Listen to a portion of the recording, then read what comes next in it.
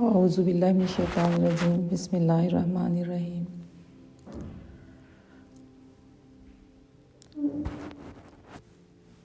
اللہ تعالیٰ کی آخری نبی حضرت محمد مصطفیٰ صلی اللہ تعالیٰ علیہ وآلہ وسلم نے ارشاد فرمایا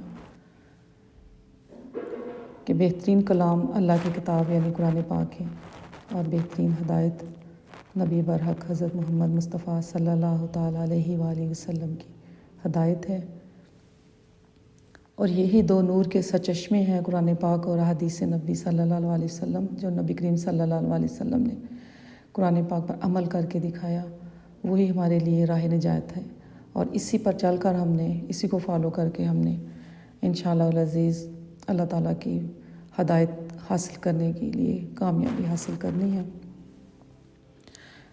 پچھلے جو لیکچر میں نے یہ سورۃ البقرہ کی پہلی 5 آیات کور کی تھی، اس میں اللہ تعالیٰ نے مومنین کی بہترین صفات بیان کی ہیں اور فرمایا کہ یہ ہدایت ہے پرہیزگاروں کے لیے جو غیب پر ایمان لاتے ہیں، نماز قائم کرتے ہیں، اور جو رزق ہم نے ان کو دیا ہے اس میں سے اللہ کی راہ میں خرچ کرتے ہیں، اور اس قرآن پاک پر ایمان لاتے ہیں، اور جو اس سے پہلے کتابیں نازل ہوئی ہیں اس پر ایمان لاتے ہیں، آخرت پر بھی وہ کامل یقین رکھتے ہیں۔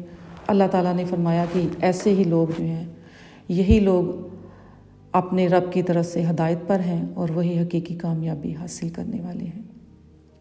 تو سورۃ البقرہ کا جو پہلا رکوع ہے، اس میں پہلی 5 آیات تو مومنین کے لیے ہیں، اور دوسری آگے جو 2 آیات وہ کفار کے لیے ہیں، اور 13 آیات جو ہیں مسلسل 13 آیات اس رکوع کی جو یہ منافقین کے لیے ہیں۔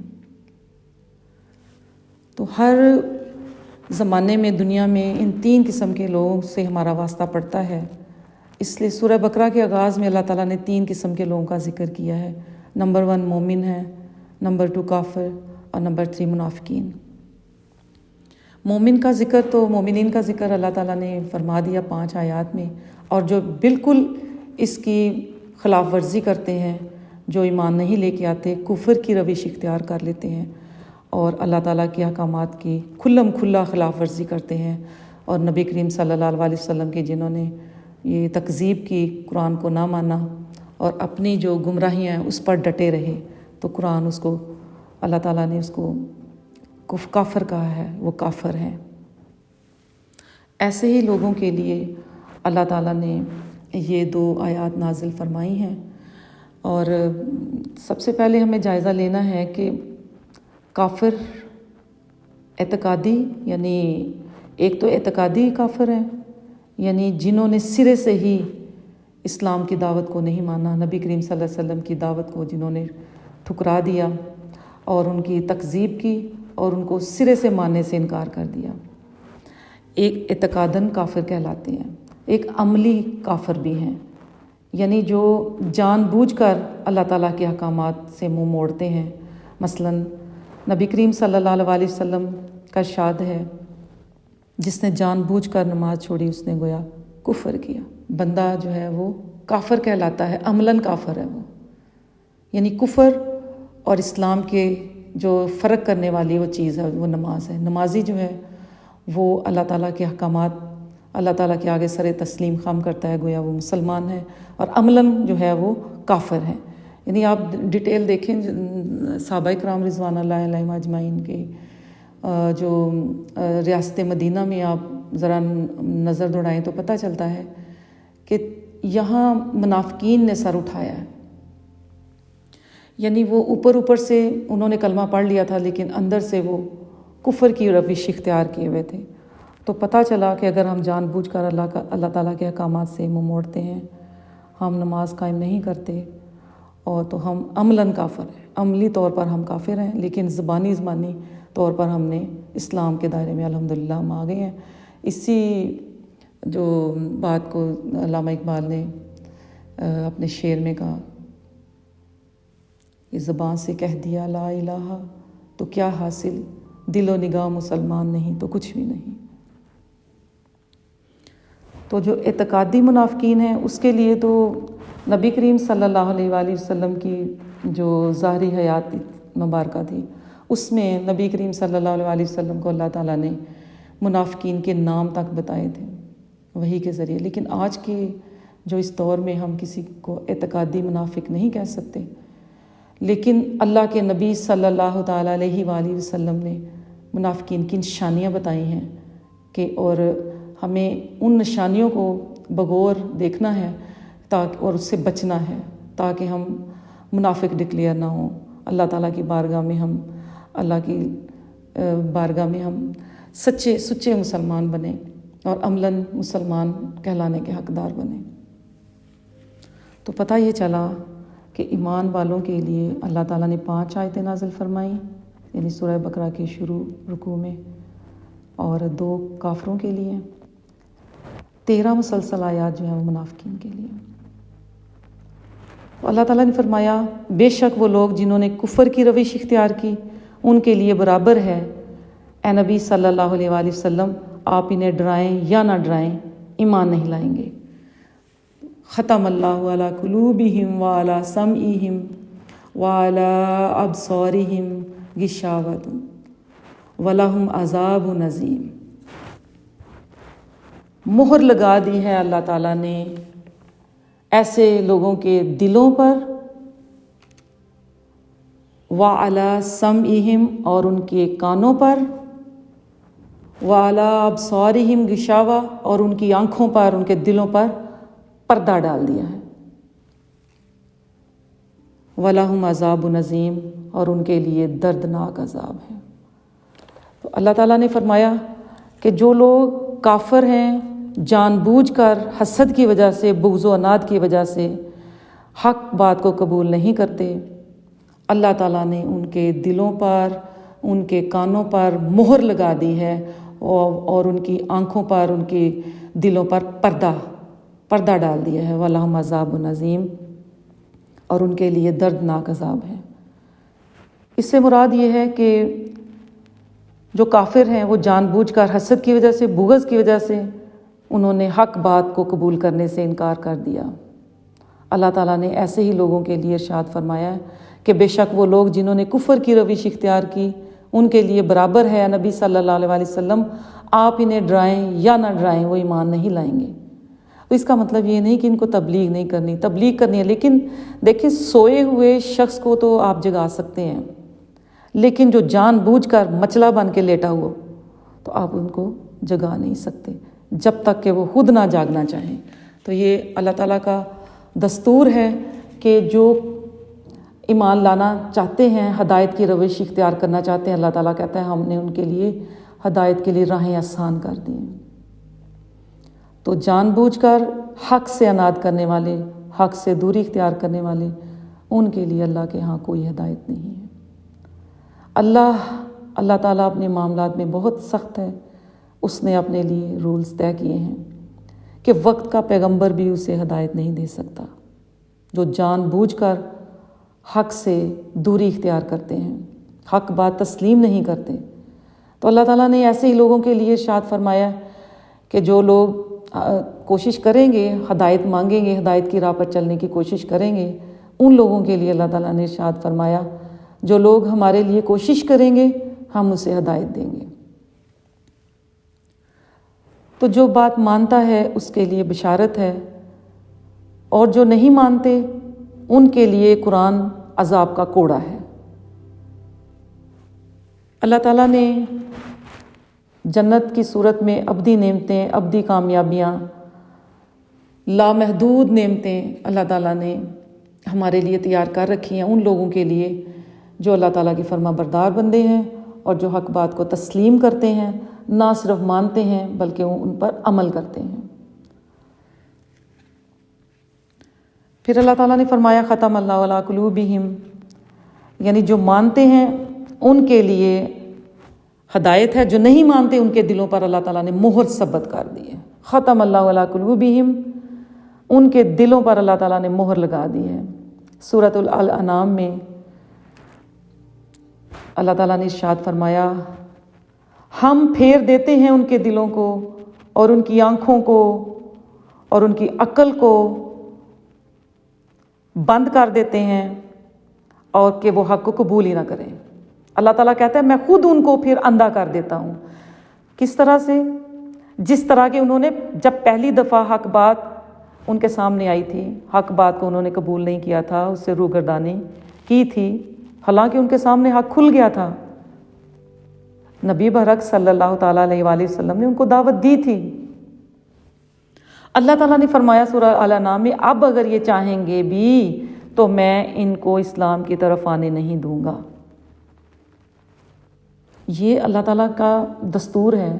اللہ تعالیٰ نے فرمایا کہ ان کو جب حق پیش کیا گیا تھا اور انہوں نے جان بوجھ کر اس کی تکذیب کر دی تھی اور اس کو جھٹلا دیا تھا، تو اب اگر میں ان کو اگر یہ حق بات سننا بھی چاہیں گے تو اب میں ان کو نہیں سنواؤں گا۔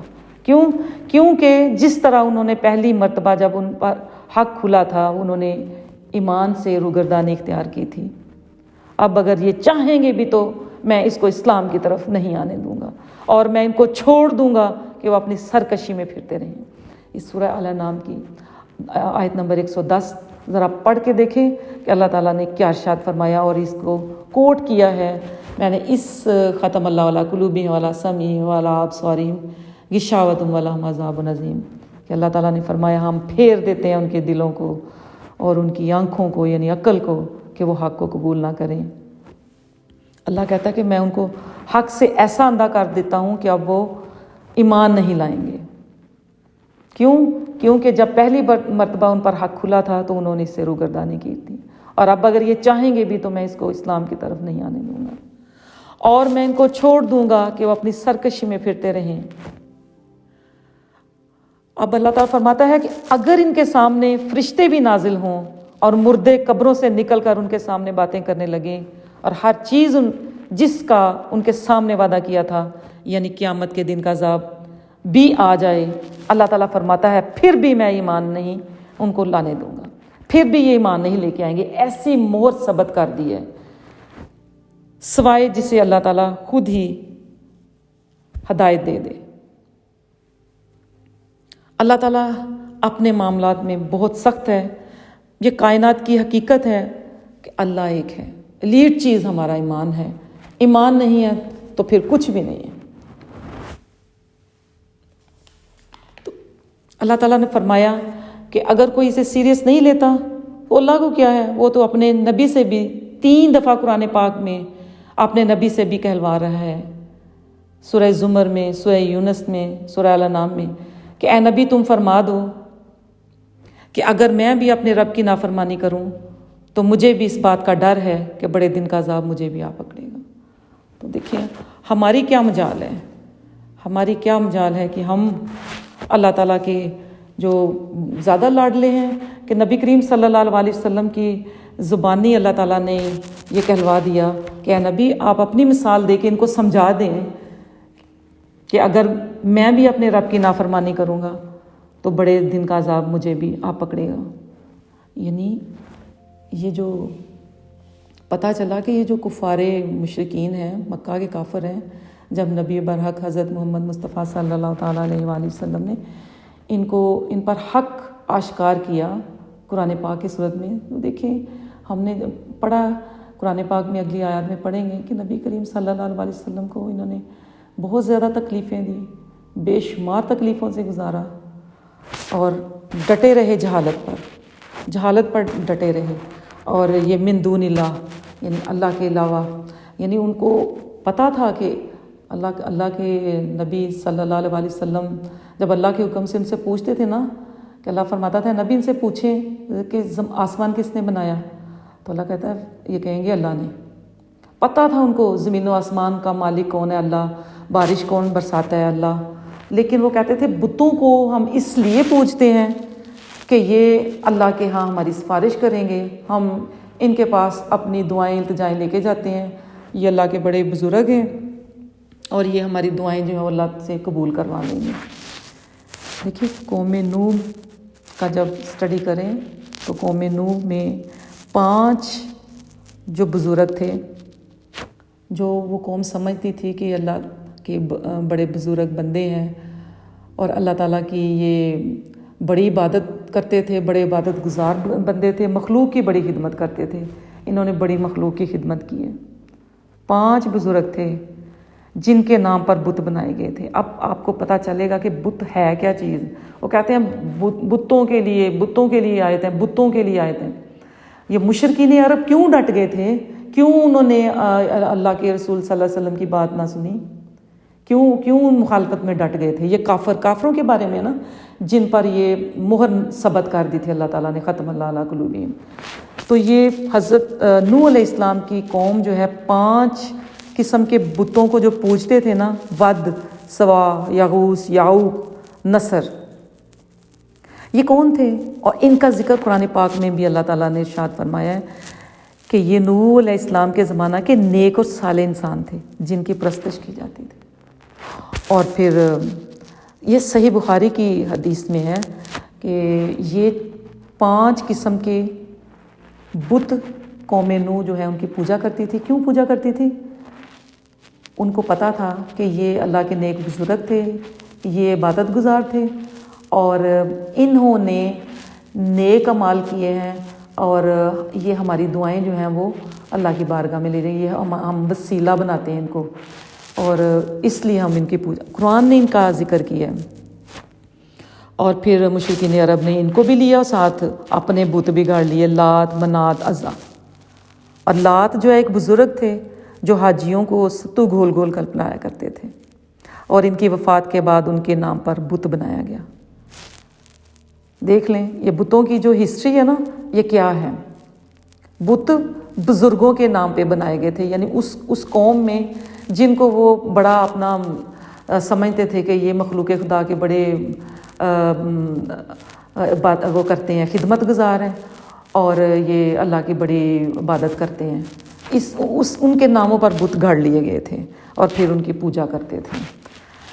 دیکھیں جب 8 ہجری میں رسول اللہ صلی اللہ تعالیٰ علیہ وآلہ وسلم نے مکہ فتح کیا تو اس وقت کعبۃ اللہ میں 360 بت نصب تھے، جن میں خصوصیت کے ساتھ ابراہیم علیہ السلام اور حضرت اسماعیل علیہ السلام کی تصویریں بھی تھیں، جن کے ہاتھوں میں بڑی لاٹری کے نیزے دکھائے گئے تھے.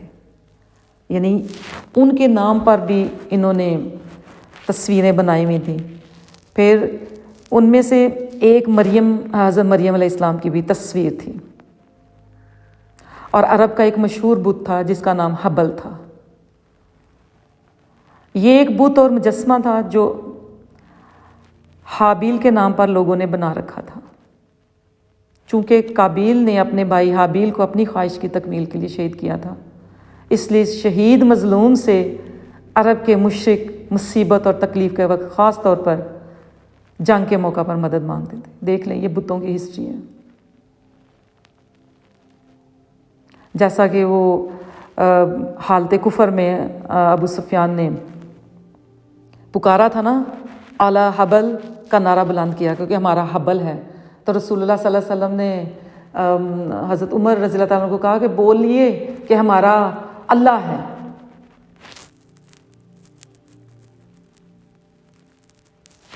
تو اللہ کے رسول صلی اللہ علیہ وسلم نے ارشاد فرمایا تھا کہ تم لوگوں میں بھی بدرجہ اتم یہ پچھلے لوگوں کی جو ہے نا وہ برائیاں آئیں گی. تو صحابہ کرام رضوان اللہ علیہم اجمعین نے عرض کیا یا رسول اللہ یہود و نصارہ کی، تو نبی کریم صلی اللہ علیہ وسلم نے فرمایا تو وہ نہیں تو اور کیا ہے، کون ہے. یعنی الحمدللہ ہم اللہ کی عبادت کرتے ہیں، اللہ کی عبادت، ایک اللہ کی عبادت کرتے ہیں اور اسی کے آگے جھکتے ہیں.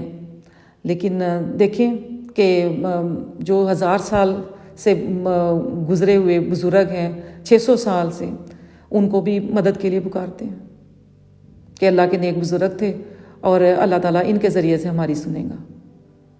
قیامت والے دن یہ سارے جتنے بھی من دون اللہ کے سوا جن کو ہم مدد کے لیے پکارتے ہیں غیب میں، اللہ کے سوا مدد کے لیے پکارتے ہیں، اللہ تعالیٰ نے قرآن پاک میں ارشاد فرمایا قیامت والے دن ان سب کو میں جمع کروں گا، سامنے کھڑے ہوں گے اور وہ اللہ نے برات کریں گے. کیا کہیں گے کہ اللہ ان لوگوں سے ہمارا کوئی واسطہ نہیں، ہم نے تو ان کو یہ تعلیم نہیں دی تھی کہ ہمارے جانے کے بعد ہمیں مدد کے لیے پکاریں.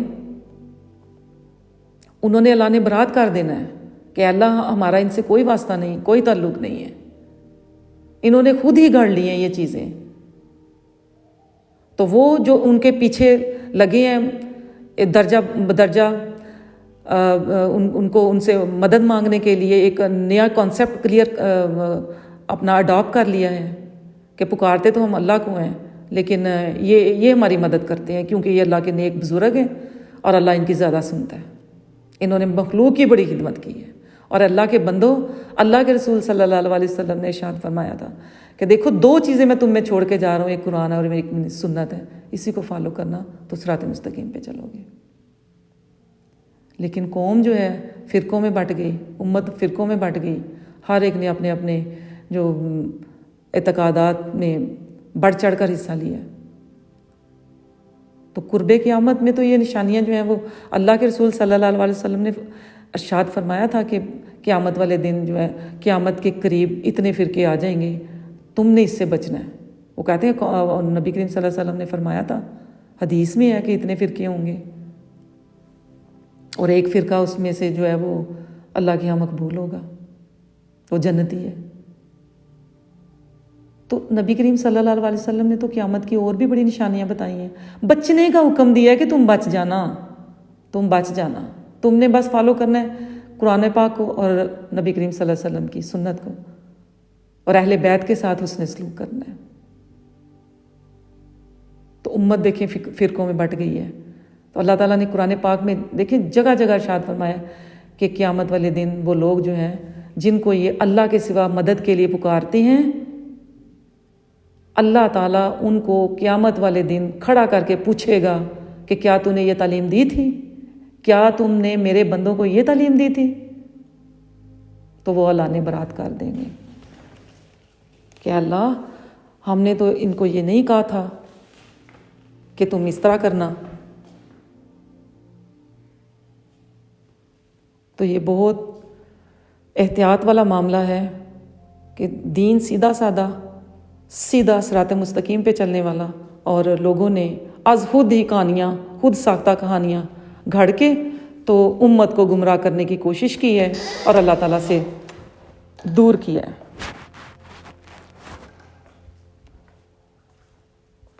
تو یہ بہت سخت معاملات ہیں۔ تو اللہ تعالیٰ نے ہمیں جب قرآن پاک میں صاف اور واضح اعلان فرمایا ہے ایاک نعبد و ایاک نستعین، تو ہمیں اسی ہی تعلیمات کو، اس تعلیمات کو ہی فالو کرنا ہے، قرآن پاک کے اسی ہی تعلیمات کو جو اللہ نے علم دیا ہے اسی کو فالو کرنا ہے، اور ہمیں مختلف خرافات سے، خود ساختہ کہانیوں سے بچنا ہے اور اپنے ایمان کی حفاظت کرنی ہے۔ اللہ تعالیٰ ہم سب کو ہدایت دے۔ وآخر دعوانا الحمدللہ رب العالمین۔ ربنا لا تزغ قلوبنا بعد إذ هديتنا وهب لنا من لدنك رحمة إنك أنت الوهاب۔ آمین۔